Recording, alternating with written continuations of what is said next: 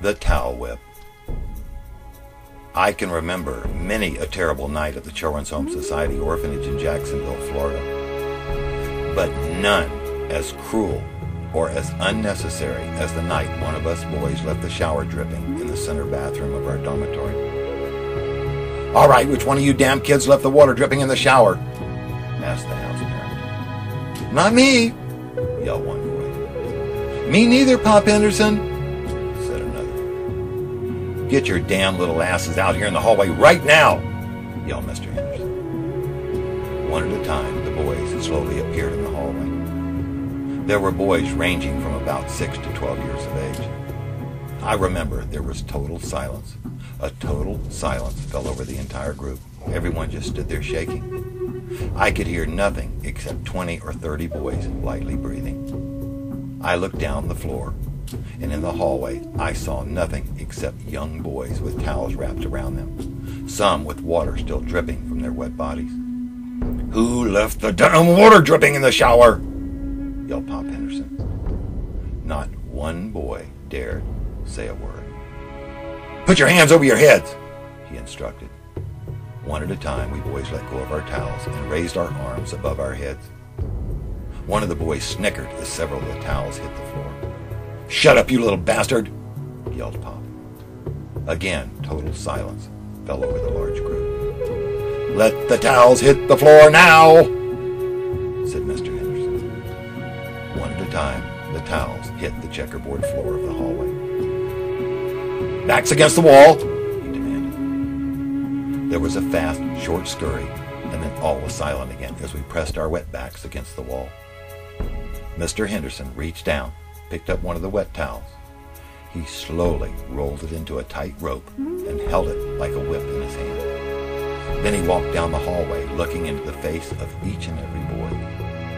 Suddenly he drew back the towel, and with a popping sound, he jerked the towel whip downward until it cracked in the air over his head.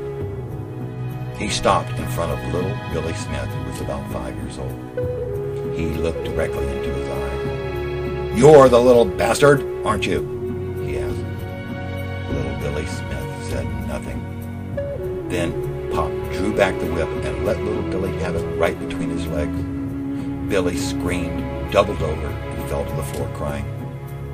Then Pop Henderson kicked him in the back. Then he kicked him in his neck, and then he told him to shut his mouth. All of us boys then huddled together into a tight ball. "Line up against the damn wall," he said again. Once again, we naked boys lined the hallway. "Let's stick out some wee-wees out here, and let's see if we can pop off a head or two," he stated. Shaking, we slowly reached down and held out our private parts. As he moved down the line, we covered ourselves with both our hands for fear that he would pop us with a towel whip. "I see we ain't got no real men here.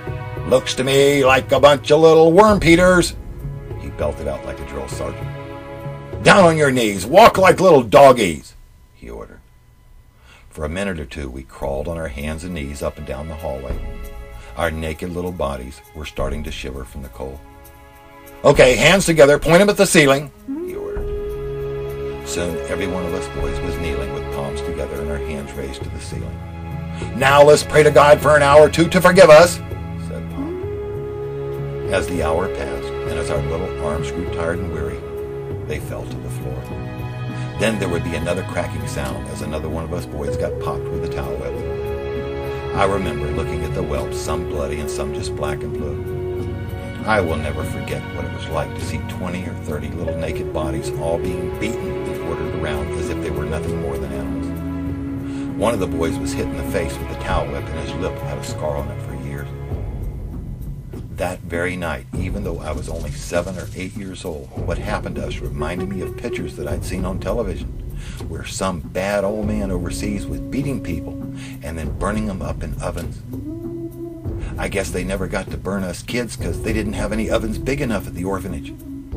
But we sure worried about that for a long, long time.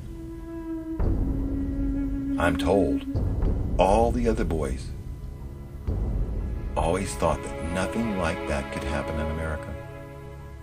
And we thought that because we knew that in America, somebody doing that would get into real bad trouble and stuff. We never did find out who didn't turn off the shower. This story was mentioned for years and years. Even when some of us got into our 30s and 40s and several of us into our 50s, we never forgot that night. I will never forget being treated like that. I will never forget what it felt like to be treated as if I was nothing other than maybe just a thing.